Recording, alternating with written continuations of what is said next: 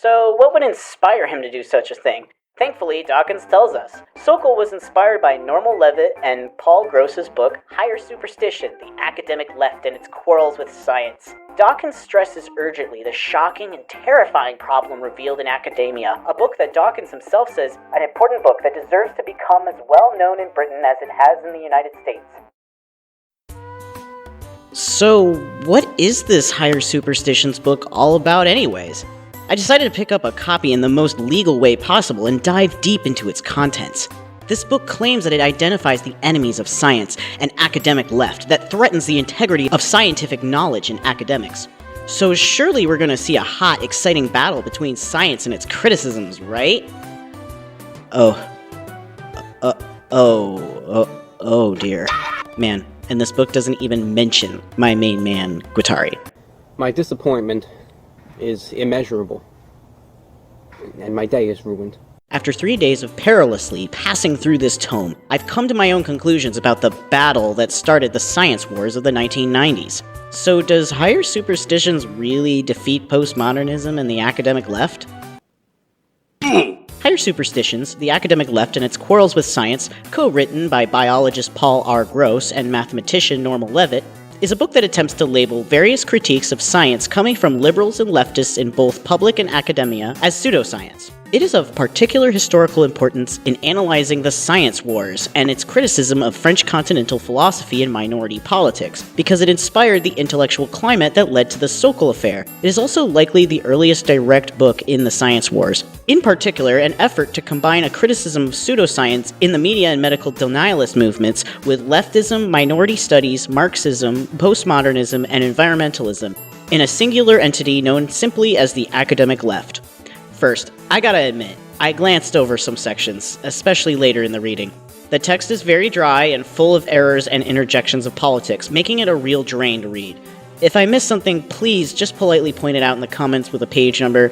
Anyways, something I noticed while analyzing this book with my friends is that there was a stark division between the reactions to the book, depending on our backgrounds. Those who were more focused around social issues, such as myself, immediately were able to identify issues with the text. However, the more scientifically inclined carefully pointed out that the points made by Gross and Levitt are tactically placed. Unlike Dawkins' review, which is mostly reactionary, these two carefully constructed their arguments to take advantage of the more hasty conclusions that might present themselves to social criticisms of the book.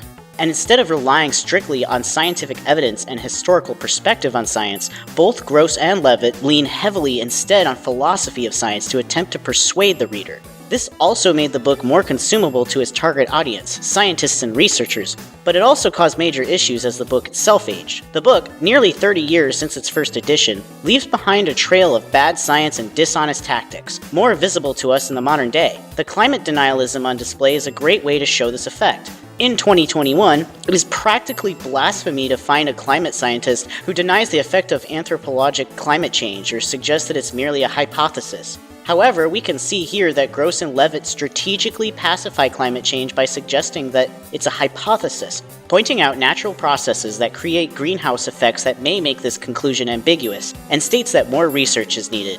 It is distinctly possible that human activities, intensified as population grows and fuel-hungry technology becomes ubiquitous, could change the set point. Natural geological and astronomical phenomena, operative now as it is in the past, have certainly done that. During successive ice ages, for example, and perhaps as a consequence of the cyclic repositioning of Earth relative to our star and the Sun to the center of the galaxy. Of course, they will continue to do so in the future. There will be global warming and cooling, whether we are here or not. Volcanoes alone will see to it. The question, and we emphasize that it remains a question, of the effect upon this set point by increasing emissions of carbon dioxide, methane, and other greenhouse gases, byproducts of technology and agriculture, is of the highest importance. It deserves the most comprehensive and scrupulous investigation. Few climate scientists in 1994, let alone 2021, would agree with how Gross and Levitt have presented this information. In fact, they were heavily criticized between editions for promoting climate change denialism. However, those who are less aware of the conversation may take the authority of Gross and Levitt as fact. They spend pages upon pages discussing the importance of hypotheses and not jumping to conclusions, while misrepresenting the actual work of the scientists. By asking for more research, just to be sure, Gross and Levitt actually put a near-infinite deadline to make real change, which effectively buys their political position time in a world where all the scientific evidence demonstrates there's almost no time left. Is the mountains of extensive climate research produced in the decades preceding the book not enough? For a book that claims to set out against leftist pseudoscience, it's already relying heavily on the tactics of real snake oil salesmen. What is the academic left? Gross and Levitt start their book by explaining specifically what political position and power this group has. We try to use the troubling term academic left with reasonable precision. This category is comprised, in the main, of humanists and social scientists. Rarely, working natural scientists show up within the ranks. The academic left is not completely defined by the spectrum of issues that form the benchmarks for the left-right dichotomy in American and world politics, although by reference to that standard set, race, women's rights, healthcare, disarmament, foreign policy, it is unquestionably belongs to the left. Another set of beliefs, perhaps it is more accurate to call them attitudes, comes into play in an essential way, shaping this subculture. What defines it, as much as anything else, is a deep concern with cultural issues, and, in particular, a commitment to the idea that a fundamental political change is urgently needed and can be achieved only through revolutionary processes rooted in a wholesale revision of cultural categories. In other words, Gross and Levitt are concerned about the potential of a revolutionary process occurring within science as influence from cultural and minority studies, coming not from the authority of state science as a social apparatus, but rather individual subjective experience, or what Guattari might have even referred to as molecular revolution. I think what's worth considering here are the revolutions that already occur in science. Let's take Darwinian evolution as an example. Evolution undeniably completely revolutionized the ontology of the biological subject. Instead of merely studying the subject of a system in place, such as an animal, it was now studying the system in space and time, a system that evolves, changes, and adapts to other systems changing around it. And furthermore, this revolution did not just occur overnight. It took decades for scientists to agree on this perspective, proliferating not through mass media, which had tried to suppress it, but through mass existentialization of these questions, understanding them in a way that moves beyond the structures of Darwin, of which they are already aware, but in a way that weaponizes evolution for themselves, for new kinds of production, for new kinds of research, accumulating into a broad understanding of evolution that exists beyond the individual scientists studying it. This is the process in which evolution as a subject embedded itself in a broader knowledge of science, and revolutionized the subject of the organism, to both science as a subject and to scientists. How do cultural studies not likewise influence and revolutionize science? For example, Stephen Jay Gould's prolific criticism of IQ's issues with race have a profound influence on the discussion even today, offering a transversal critique that revolutionized the human subject in a similar manner, tying together not just the subject of a person or their body, but their historical and social contingencies as well, similar to the evolutionary subject. He wanted others to think about how the social conditions surrounding black oppression contributed to the function of IQ, which he said was used to translate this oppression into a measurable medical value.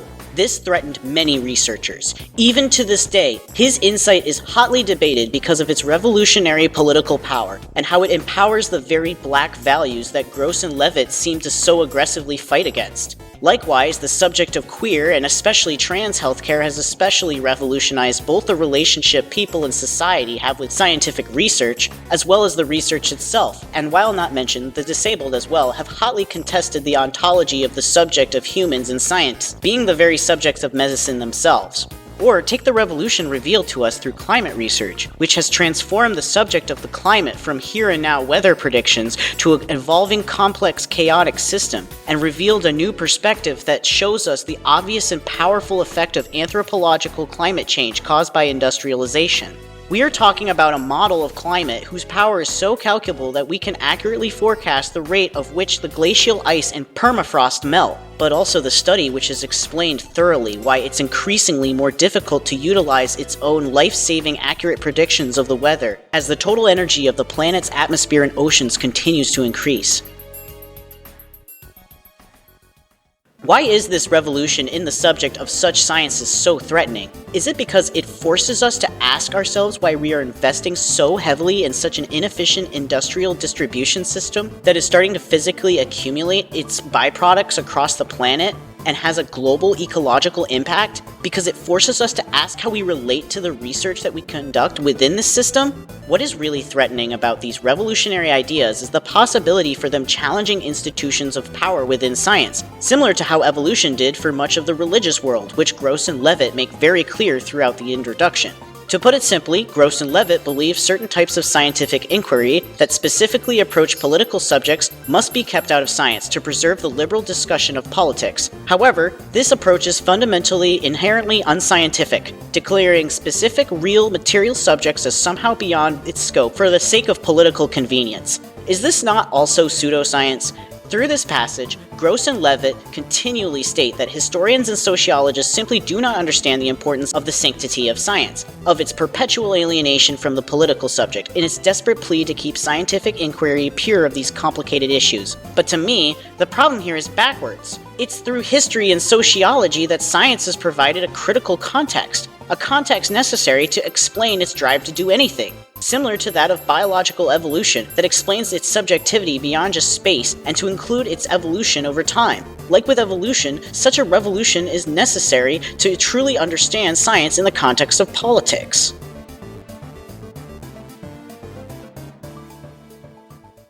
Social constructivism, or the idea that ontological structures are specifically constructed from social interactions, is not something Gross and Levitt take kindly to. However, probably because it's crazy to argue to the contrary, they are forced to admit that at some level, social interaction does play a role in the development of science. To try to lighten the blow, they really emphasize how small this impact really is. They mention that scientists are influenced by social and technological revolutions that drive their line of work, and how funding impacts what is researched, but that this doesn't impact the sanctity of science.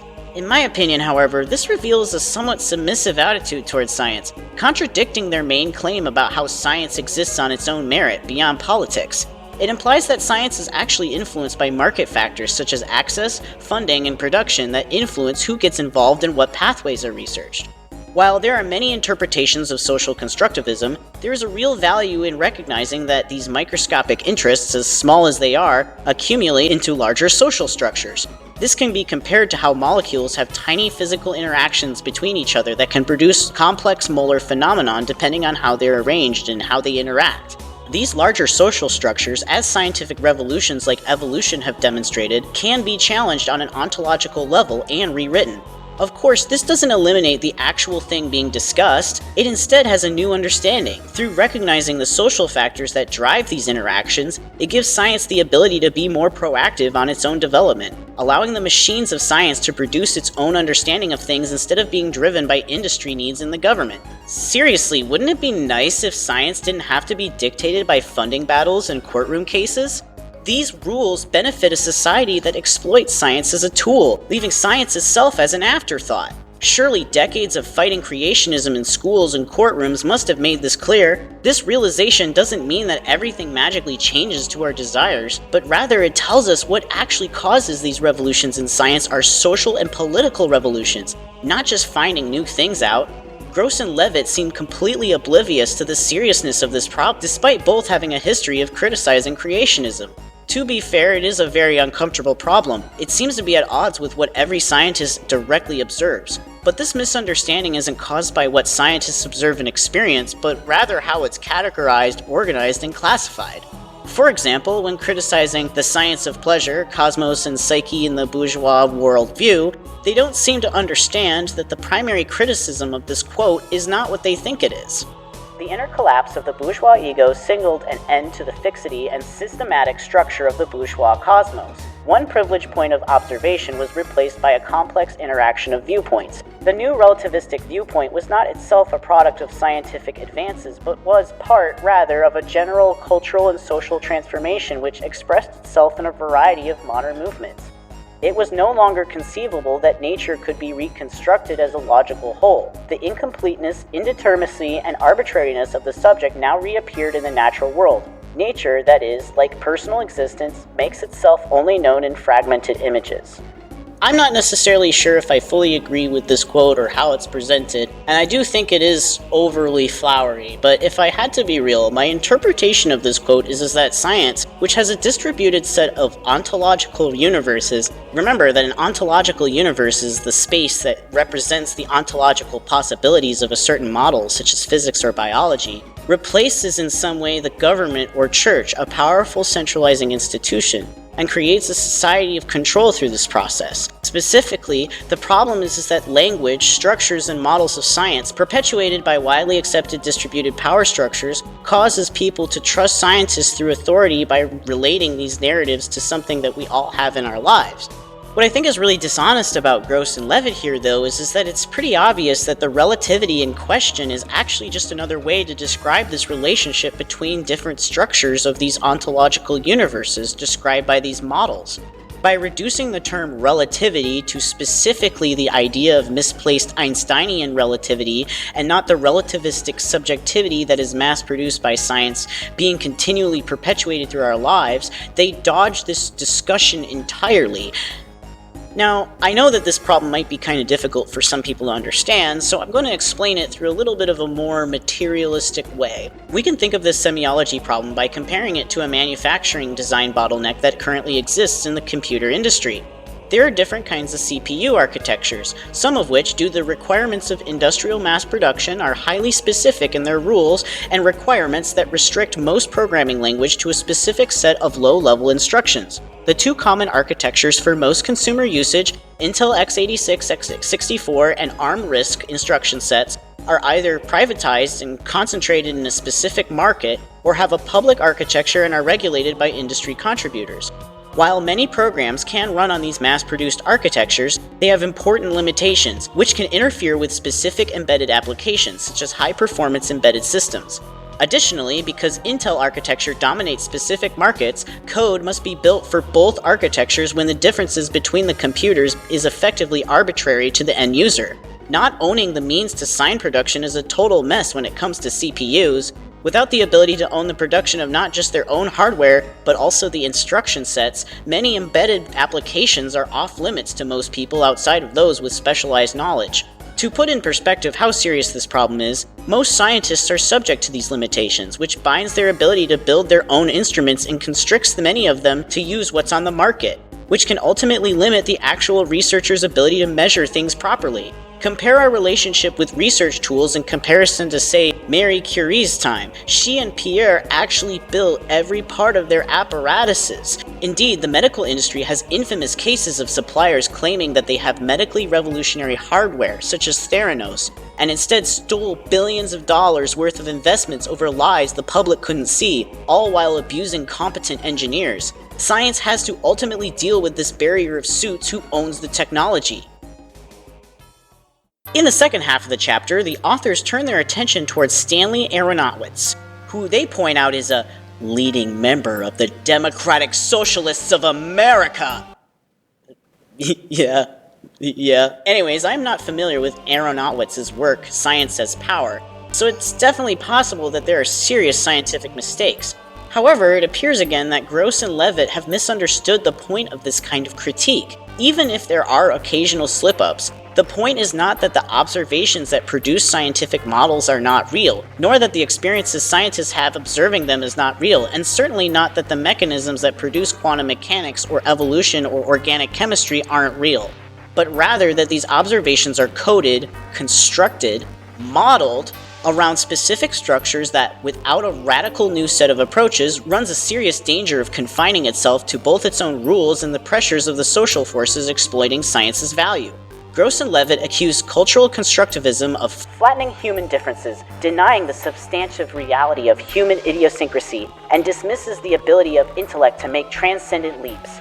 But what they don't understand is it's not Aronowitz or social constructivism that is doing this, it's the industries that suffocate all research that can't be funded, which owns and controls almost all scientific discovery today. Most researchers are bound heavily by the expectations of their institutions, their fields, and their employers. To act like most researchers are able to act independently of these operators is a misunderstanding of the labor interaction between most researchers and their work. Most do not have a means to independently research in this currently state. Again, let us not forget that authors have admitted themselves these factors have a measurable impact on research. Their attempts to mitigate its influence on their own work seems to reflect their hopes to preserve it from this kind of influence. But they're too late. The social structures of science as an institution are already captured by powers beyond our control. As the situation worsens, the only hope for science is to break free from these conservative structures that bind them, institutionalized and systemic, to allow for the revolution of minority politics along with the critiques of information theory and structuralism to take place and to intermingle with other revolutions of science, especially as they encroach each other's space more and more. To accept otherwise is to ignore the material world for your personal misunderstanding of models, the ultimate act of being unscientific. Like it or not, science is becoming. Beyond the prolific climate change denialism and criticizing the consumerism and hypocrisy of environmentalism bumper stickers, the main primary criticism of environmentalism that Gross and Levitt present revolves around Jeremy Rifkin and his book Algeny. This book, according to them, is a representation of leftist views of genetics and biology. Now, everything I've seen about this book in my research has indicated to me that it's quite bad. Because my body can only handle so much pain, I've decided instead to treat myself to Stephen Jay Gould's review of the book, titled Integrity and Mr. Rifkin, which Gross and Levitt also cite throughout this section. By the way, I highly recommend viewers giving a quick read. It's extremely entertaining, and Gould is a joy to read. This book review makes it clear that algeny doesn't have a scientific leg to stand on.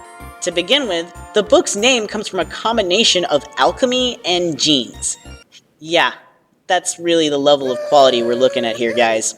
It horribly misrepresents the politically heated world of genetic engineering, holding real power through active misrepresentation in legal battles.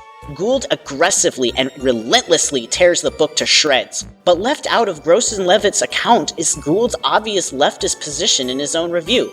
Gould writes, "The debate about genetic engineering has often been portrayed falsely as one of many battles between the political left and right, leftists in opposition, rightists plowing ahead. The issues are not so simple, they rarely are.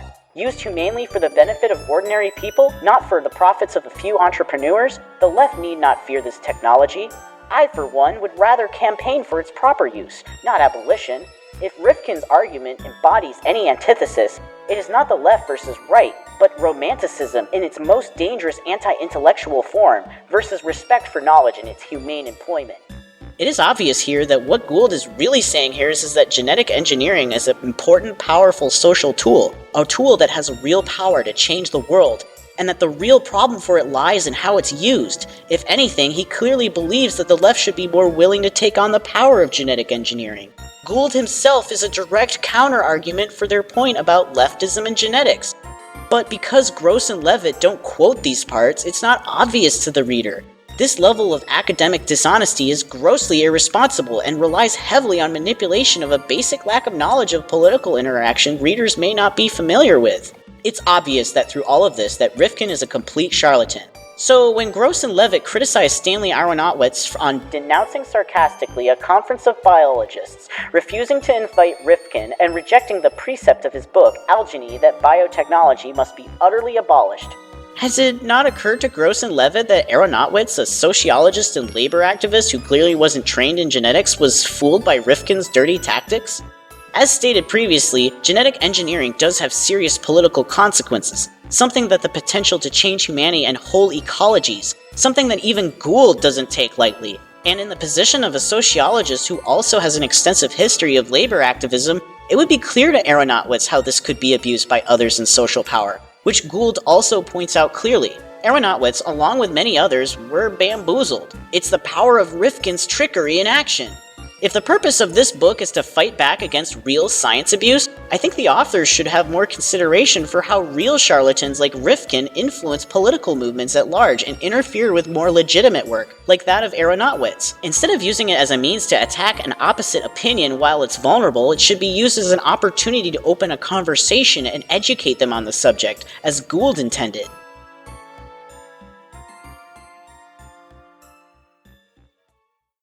The chapter on postmodernism, titled The Realm of Idle Phrases, Postmodernism, Literary Theory, and Cultural Criticism, actually combines multiple subjects under the same umbrella.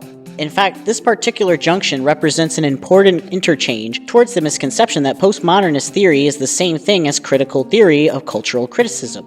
This section, outside of criticizing very obscure writers, is mostly based around criticizing Derrida. I am not a Derrida expert or anything, but the critique presented is so fundamentally flawed that I think I can explain the basics.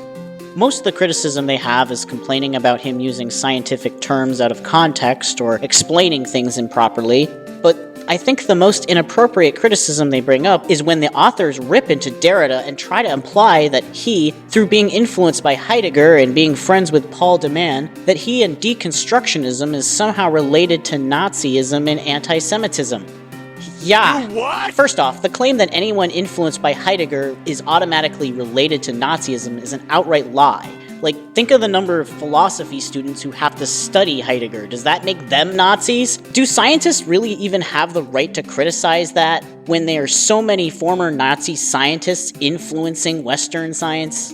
As we are all aware, building your work off of someone with questionable politics doesn't automatically mean you necessarily carry those beliefs yourself. Hell, look at the whole field of paleontology.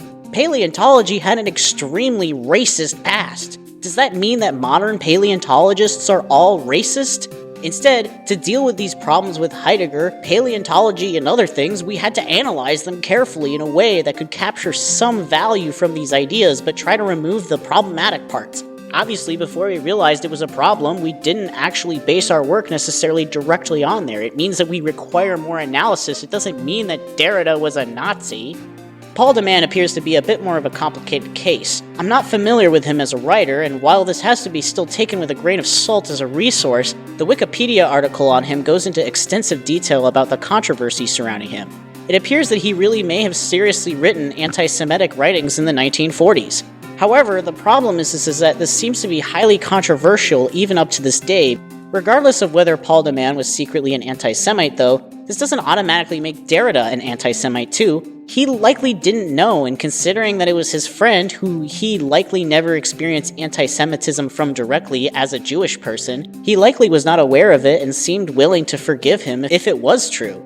This appears to also be the opinion reflected by his peers, so if de Man was an anti-Semite, it certainly wasn't something that passed on to writers like Derrida.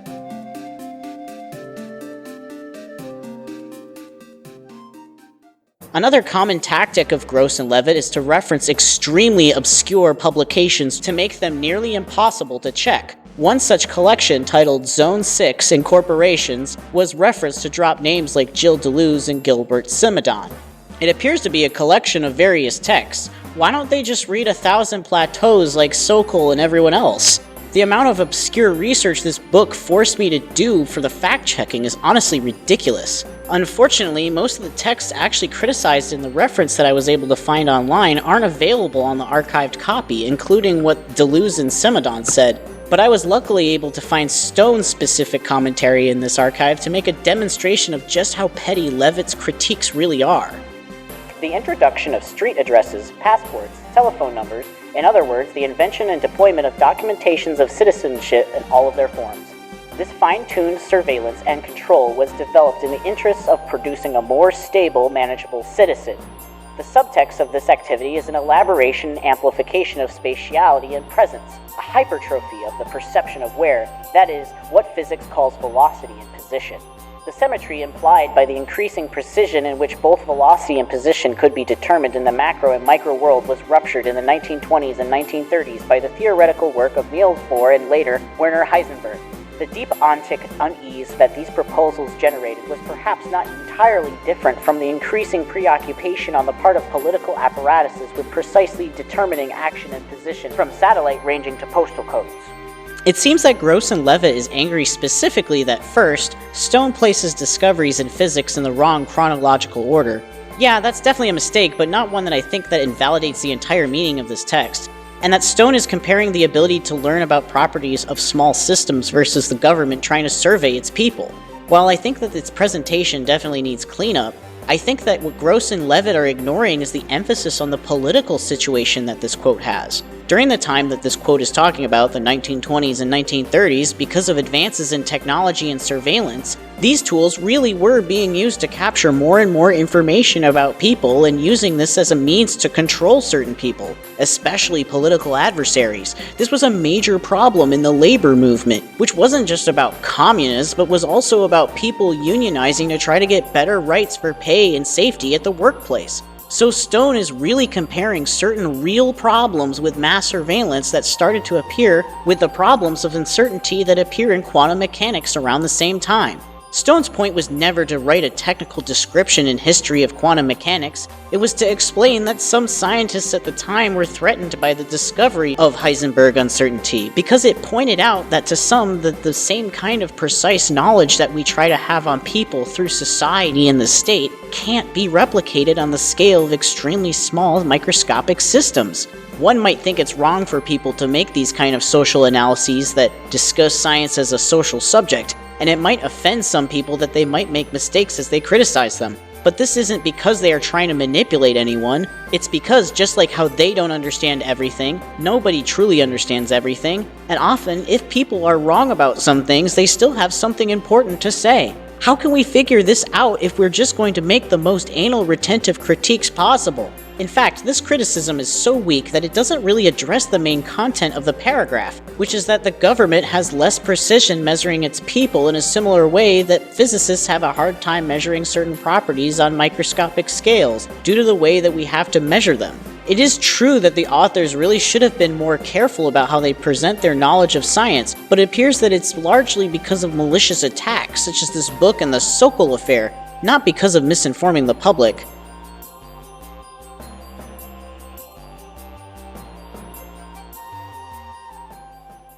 The dishonesty only gets worse. Check out this section. An even more egregious and unambiguous example of the same sort of pretentiousness occurs in a piece by a young scholar writing in the important postmodern journal October. The discourse of philosophy, linguistics, and sociology must be supplemented in a truly psychoanalytic account of AIDS by concepts drawn from the discourse of mathematics, principally post-Euclidean geometry, which provides for topological mappings based on a non-Euclidean concept of space. Scientists who are genuinely familiar with the terminology invoked by declarations of this sort have no choice but to regard the whole business as a species of con game. I found it very suspicious that they didn't mention who this scholar was, especially when you're talking about something that sounds kind of like AIDS pseudoscience, which was a real problem in 1994. But they do mention it in the footnotes. Tim Dean, The Psychoanalysis of AIDS, 10786. Dean is a graduate student in English. His guru is the psychoanalyst Jacques Lacan. Lacan is cited as declaring that his topology is a conception without which all the phenomenon produced in our domain would be indistinguishable and meaningless. Since the citation is from a piece of Lacan's called Desire and Interpretations of Desire in Hamlet, it is pretty clear that someone has been getting literary topoi mixed with the subject matter of mathematical topology. Whether the confusion is Lacan's or Dean's, we can't say. If Dean's, it is probably free of errant fakery. But on the other hand, it then crosses the line from mere confusion into a realm of actual stupidity. This left me very confused. Why are they referencing Tim Dean in a paragraph about Derrida and using Lacan, his supposed teacher? Trying to find information on Tim Dean was very difficult. He is extremely obscure and also doesn't appear to have trained under Lacan at all. Based on his publication date, it's likely that he was still a child by the time that Lacan died, and unfortunately I couldn't find more of his cited work other than this first page. What seems obvious from the single page I could find, though, along with the quotations later in the book, is that Dean was clearly analyzing a specific MLM gay demographic, greatly impacted by AIDS and its medical developments, and attempting an in-depth exploration of their issues through the lens of Lacanian psychoanalysis. Now, personally, I'm not really a fan of Lacanian psychoanalysis. I find it's pretty pretentious and difficult to understand. However, I think intellectual honesty is more important here. This work was never touted to be scientific in the same way as a medical study, and psychoanalysis was never really truly scientific anyways. As we know, Lacan's attempt to make it scientific really failed. Rather, psychoanalysis, including the Lacanian branch, is a means of analyzing emotions and behaviors of people, a group of people, or even literature to try to understand things like people's motivations. You can compare it somewhat to like debugging a program. Debugging itself isn't science, but it's certainly not pseudoscience either, and it does use a lot of structures that might not even exist in the code for its analysis, but many times that can be really useful to model problems that can't be projected through just pure mathematics and computer science alone. Additionally, psychoanalysis can be applied to a wide set of analyses, ranging from social analysis to literary analysis. It's not simply restricted to a patient. I think for the purpose of social analysis, Lacanian psychoanalysis is a perfectly acceptable approach, even if I personally don't like it. It really depends on what's being said. Some analyses of this type don't rely as heavily on the weird fake knot theory stuff of in-depth Lacanian psychoanalysis, but without access to the full original text, it really can't be clear. And by focusing on these elements, we can't really be clear about the details. Far less defensible, though, is comparing this analysis strategy to AIDS pseudoscience, a very serious issue that greatly impacted gay people. It's obvious that they're trying to use an unknown queer theorist to somehow connect Lacan to AIDS quackery instead of exploring some of the most sensitive and taboo perspectives on it. Employing a weird form of psychoanalysis to write about social conditions is nothing like denying the AIDS virus exists or spreading medical misinformation about it, and they handle this sensitive issue with about as much care as a dump truck. Believe me, we'll get to that part. To be honest, glancing through the rest of this chapter, I think the only really good critique offered in the entire chapter is that regarding Lyotard and how he uses science in the postmodern condition. As one can imagine, being the guy who coined the term postmodernism, it's no surprise that this guy gets attacked. Hey, guys, I wrote something else, you know. Did you remember this? Do you remember me? But one book brought up, A Blessed Rage for Order by Alexander J. Argyros, seems to offer the potential for an interesting, genuine critique of Lyotard as provided by this short snippet in the book. Lyotard's postmodernism is not to be understood as ideological or theoretical fiat, but we are led to believe, if only by implication, as a consequence of new developments in the natural and mathematical sciences. Therefore, Lyotard enlists such allies as Gödel, Thom, and Mandelbrot in his campaign to reduce ethics to parology. I think that Lyotard's appropriation of mathematics and science is biased and tendentious in general. Hey, this sounds like a potentially interesting and well-thought-out critique of Lyotard. There really isn't much here to work with, but I really wonder what the rest of the book has to say. But it appears the footnotes would disagree. Alexander J. Argyros, A Blessed Rage of Order, 234. Argyros himself is concerned with the philosophical implications of contemporary mathematics and science in relation to the postmodern ideological positions promulgated by Derrida and others. He is critical of many of these positions, although he finds some of them useful. He is also slightly guilty of bluffing in the way through mathematical points. In his discussion of Lyotard, for example, he states, Lyotard has correctly diagnosed the failing prestige of linear or continuously differentiable functions. Of course, a mathematical function, linear, continuously differential, or otherwise, is not the kind of entity that carries prestige, although mathematician may be.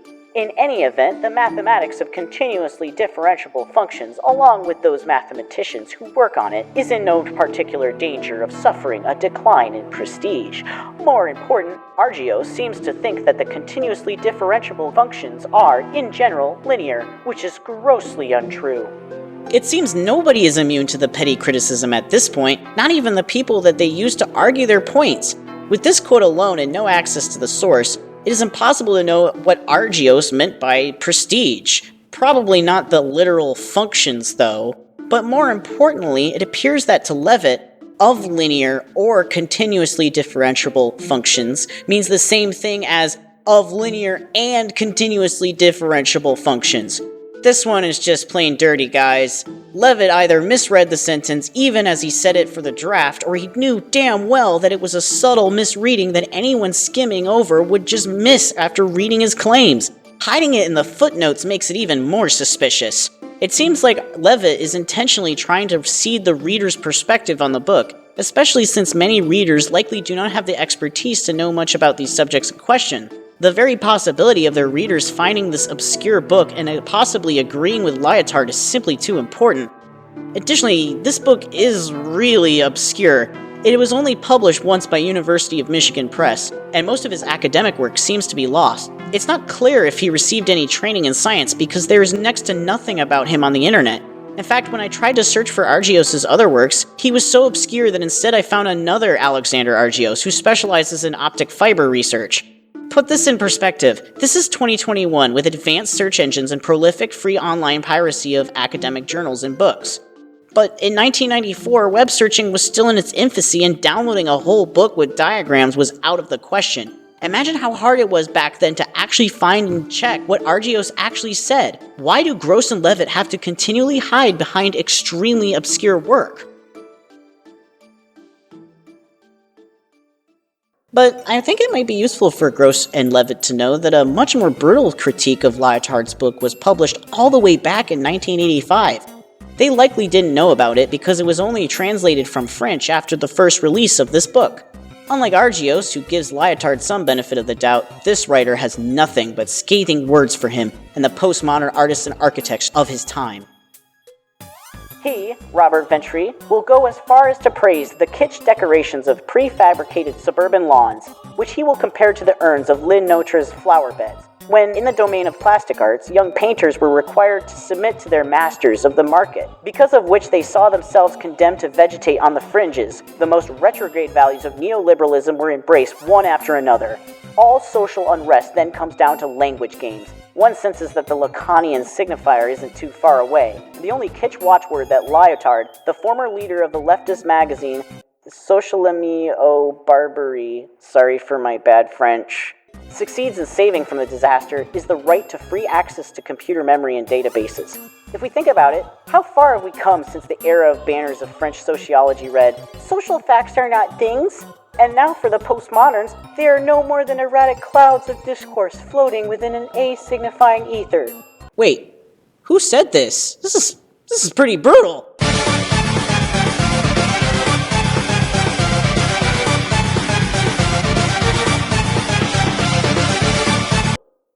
Oh. So what do Gross and Levitt have to offer in return to the critiques that they misrepresented so aggressively? Well, they recruit the help of cultural anthropologist Robin Fox. Cultural anthropologists, Robin Fox reasons, were particularly susceptible to this invasion because it makes a good excuse to dodge the rigors of science, the demand for verification and falsification, and promotes the relativism in which social sciences have always sympathized. Moreover, those whose politics inclined towards the left were all too happy to have a rationale for reconstituting their discipline as part of a social movement to champion the oppressed races, castes, genders, and sexual outcasts of the earth, freed from any need to analyze their situation objectively. In Fox's view, however, many of the peoples whom this strategy is designed to help are, in the end, poorly served. Science, with its objectivity, remains the one international language capable of providing objective knowledge of the world, and it is a language that all can use and share and learn. The wretched of this earth want science and the benefits of science. To deny them is another kind of racism. I don't know if I really agree with this idea that science is objective. If science was objective, why would research exist, and why would we have multiple models describing the same thing that we don't fully understand yet? Surely, we can try measuring the same thing, but it still has different models to describe it. In fact, this is why we don't have a single model in science describing literally everything, but rather many models and fields that describe everything from quantum mechanics to soil composition for construction. In order to be a subject of research and discovery, science must be, at least to some extent, subjective. And by implying that what already exists is objective, it upholds cultural power that is embedded in how that research was conducted. And if we think about what Gross and Levitt said earlier regarding cultural constructivism, they had to admit that at the very least, social factors like media and industry influences science. So even the authors admit earlier that some level of subjectivity finds itself into science, which would later be reinforced and repeated by social interactions. Wait a second, who is this Robin Fox guy anyway? What the hell is this bibliography?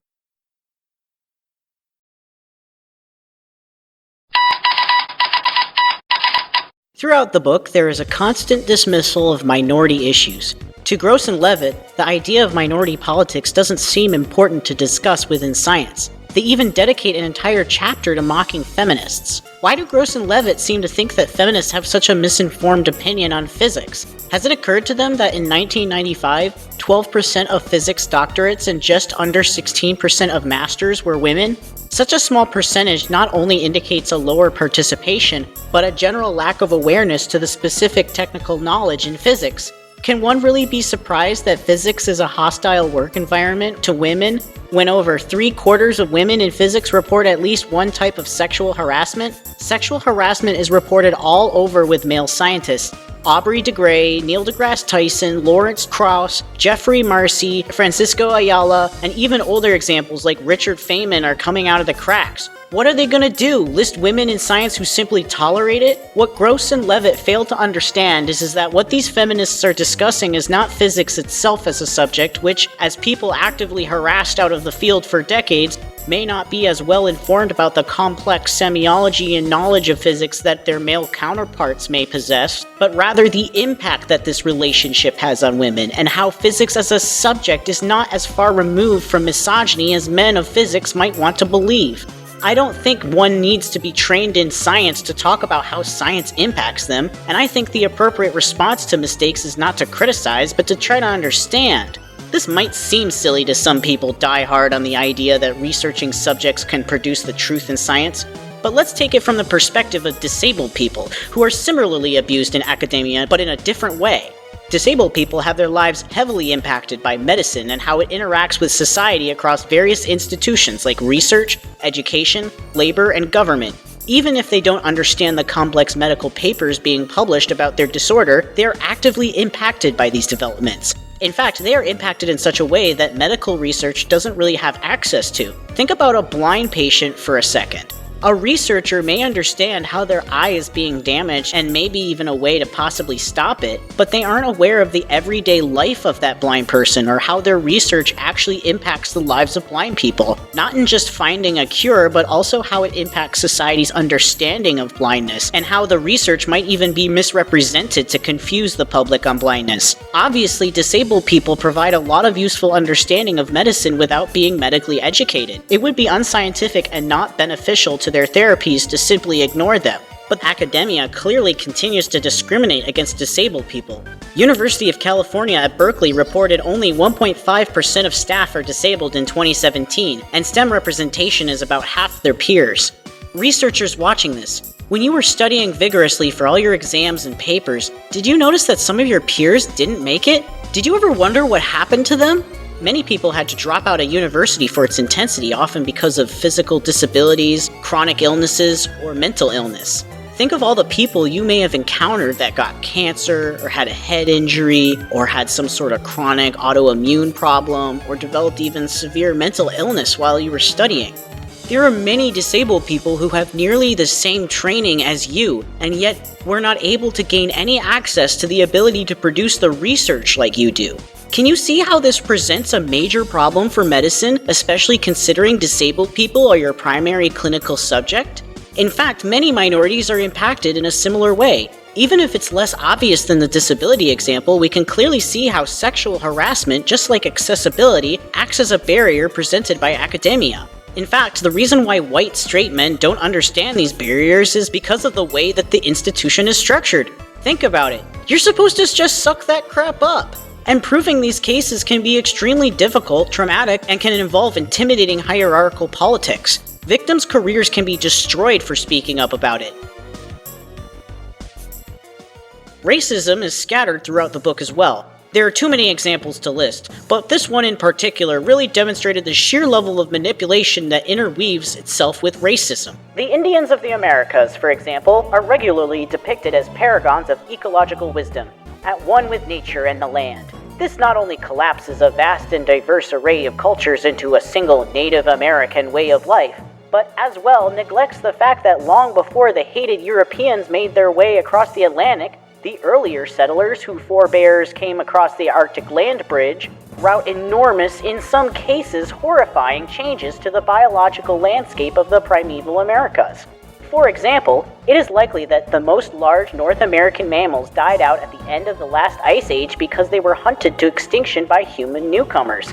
And there was as yet no population explosion. The Anasazi people of the Southwest turned their homeland into a treeless, eroded waste by the heedless use of timber. Mayan civilizations may have collapsed because of warfare. Urbanization and overpopulation depleted the fertility of its agricultural system. Slash and burn agriculture turned much of the Midwest from forest to grassland, effectively what was one of the most widespread impoverishments of an ecosystem in biological history. First, Gross and Levitt are relying on a white stereotype of Native Americans here. Completely unsighted as well. I don't know, why not just ask the indigenous people what they think instead of quoting some fucking hippies? And really? Scare quotes around Native American? Really? They were here first!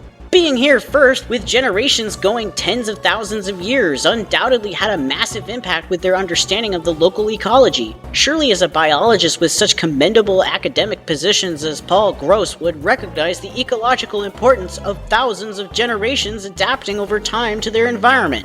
Perhaps the knowledge of literally adapting to their changing environment across tens of thousands of years gave them knowledge that a freaking colonizer culture that's only arrived 600 years ago had no access to.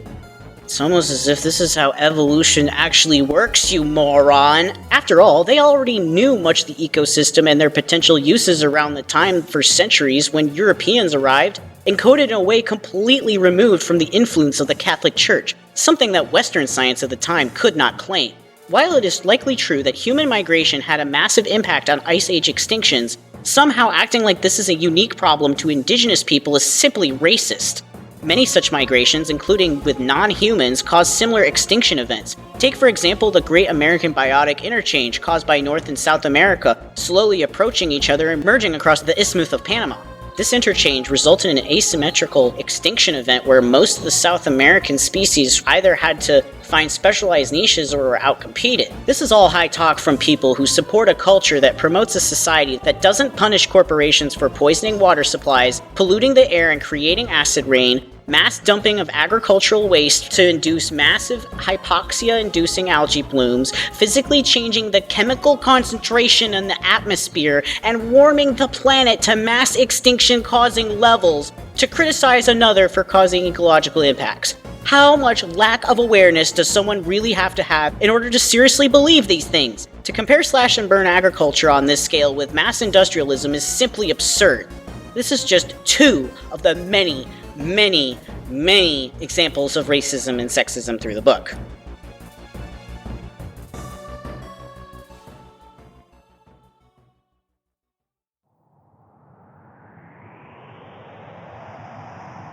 Perhaps the most nefarious part of the entire book is when Gross and Levitt tie all of this nonsense together to discuss the extremely serious issue of AIDS, still relatively fresh and politically controversial at the time of publication. Before this part, the authors presented many disjointed subjects, some far removed from each other, with the only binding force between them being their supposed threat to science and their leftist slant. They rarely employed actual direct science to defend their claims, outside of clarifying basic concepts one learns in an undergraduate degree or outright misinforming the reader on climate research. The tone shifts then to discuss the complex medical history of HIV.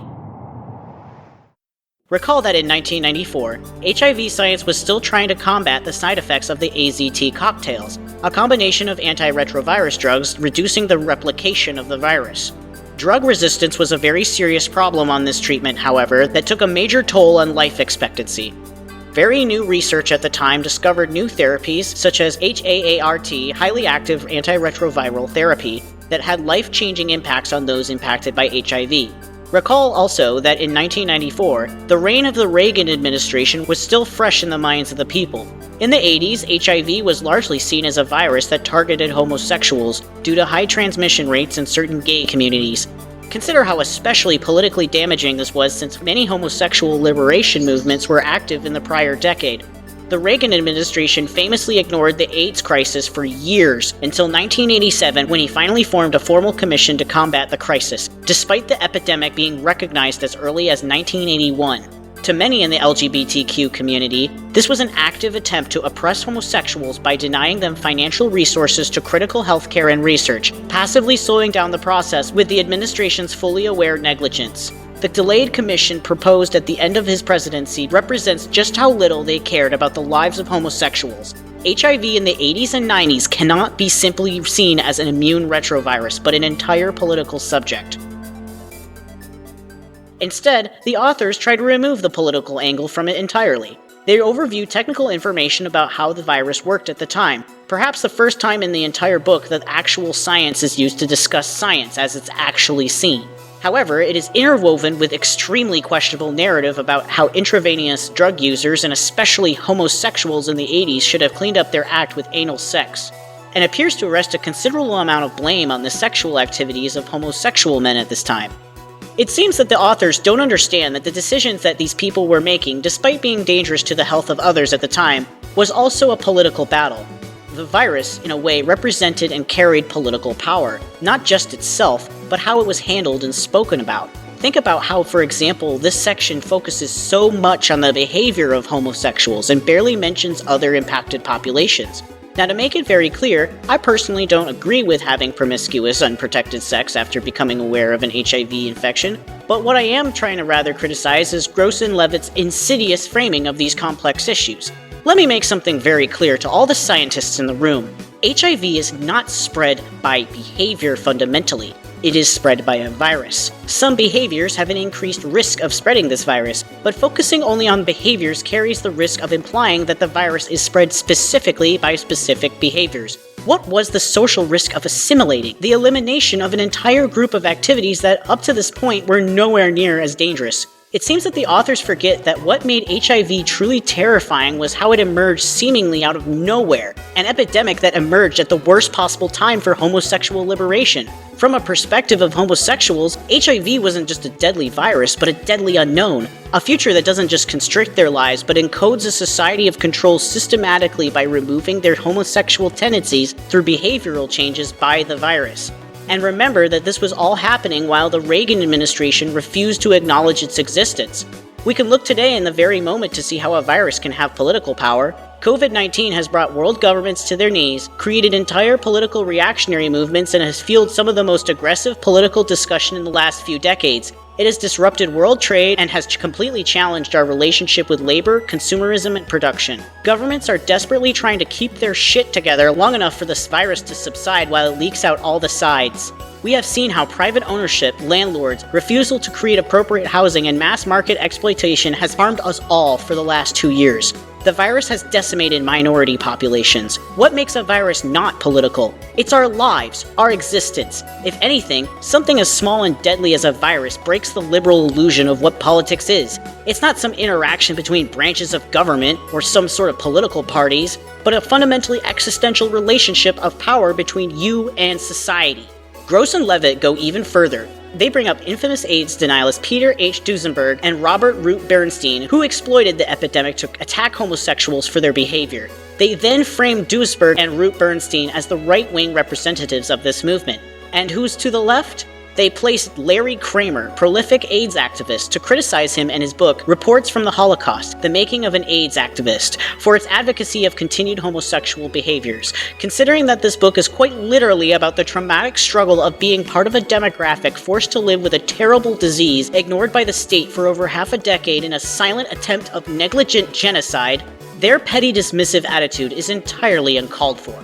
HIV doesn't spread from just behavior, it spreads from a virus. A virus that the state ignored. A virus that the authors, just like Duesenberg and Root Bernstein, devalue the political power of. They might not deny the existence of the virus like they do, but they deny the existence of the political power surrounding it. They equally don't seem to be concerned about how they are criticizing a gay man for saying that gay men should continue to assert their existence despite this horrible disease. Now that HIV medications make prognosis much better than it was at the time of his writing, it becomes increasingly clear that Kramer was right to have held his ground. He fought back against the prolific propaganda of the 80s saying that HIV was a gay virus, a virus caused by anal sex, a virus that was punishing the gays. That's why he kept fucking assholes, you stupid fuck. Because when the virus was conquered, they could be still allowed to fuck, instead of defeating the virus by defeating homosexuality. I don't have to agree with nor defend this behavior to recognize that it's nothing like denying the existence of the virus, nor to see the prolific homophobia on display here.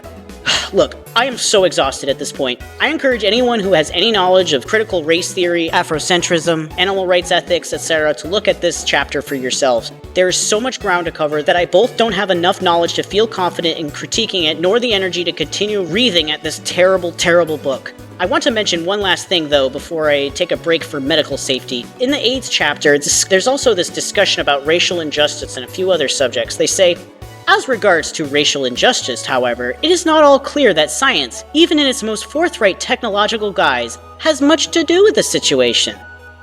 Well, I have one thing to say to this. Why do you think American society is so obsessed with IQ? I don't know that we're obsessed by it, but I think it arises largely in the context of the lamentable history of our racism. I don't know that it's as much an issue in more homogeneous societies, but we have a situation based on the legacy of racism and continued oppression of people of African descent in this country that has led, for social reasons, to poor average performance of blacks on these tests. That doesn't tell you why it happens, but in a basically racist climate in a country with a strong racist history, I suppose it's not surprising that particularly conservative social thinkers would try to relate poor performance of blacks to intrinsic biological limits.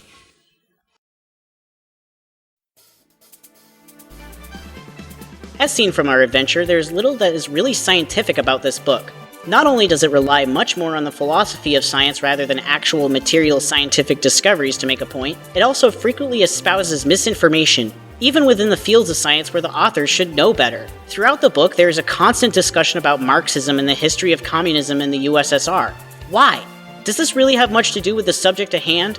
While it is true that many of the writers criticized in the book are influenced by leftist thought, Marxism is not really the primary focus of cultural constructivism nor postmodernism, and both have non-Marxist interpretations largely found in liberal minority studies that carry similar critiques. If Marxism is indeed the problem, then wouldn't criticizing Marxists instead of various sociologists, feminists, and cultural theorists be the proper approach? And if cultural theory is the problem, then why is so little relevant critique given for writers like Foucault and Derrida? And despite this obvious focus on criticizing leftism, they hesitate to address Stephen Jay Gould, one of the most important evolutionary biologists of the 20th century, as well as prominent and active leftist. Why could that be? Is it because of his intimidating credentials and wealth of knowledge and respect in his own field, of which he actively weaponized in political battles for black rights throughout the 70s onward? It seems that suddenly when these conservative scientists find someone who knows how to speak their language, they get cold feet. Is this the appearance of someone with a genuine concern or a pair of charlatans on the level of Jeremy Rifkin? In my opinion, there's a lot of bad literature out there regarding the academic left subjects. No, seriously, there's so much fucking bad deluded shit, you have no idea. But the same can be said for science. In fact, we really are in the midst of a publication crisis, where more and more research is produced for the purpose of either attaching itself to some niche political cause, sloppily conducted workmanship, or reflecting the interests of employers. The ever-increasing expectation to publish to be relevant is pumping research across the board with nonsense. This isn't to say important work isn't being done, but rather that all fields are being impacted by a gradual increase in research noise. We don't solve this problem with dirty tactics to shut up the discussion, we solve this problem by getting serious about it. Instead, the authors are interested in conquering academic political ground. Gross and Levitt know that they might not be able to win the battle, but they can win the war. Instead of focusing on a single intimidating opponent, they instead create a work intended to spread their ideas among similarly minded people. As academic charlatans, they rely heavily on bypassing academic review, constant word games, obscure references, and manipulation of the presentation of basic facts to fool even the most well-read of readers. If James Randi proved that even scientists can be fooled, Gross and Levitt proved that it can be weaponized for a political cause. This is nothing short of mass-produced political propaganda for the uninformed 90s scientist against a wide range of political issues in both society and academia.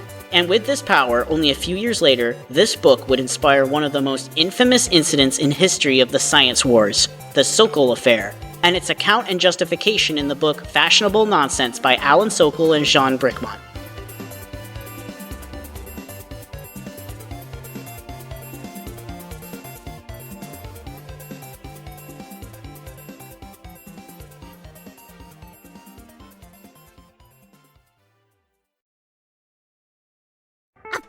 need to address the elephant in the room. Some people have claimed that my statements were anti-science. That is simply not the case. But I didn't mean to harm or offend anybody. I'm sorry if anyone felt my words were hate speech. Can I go home now?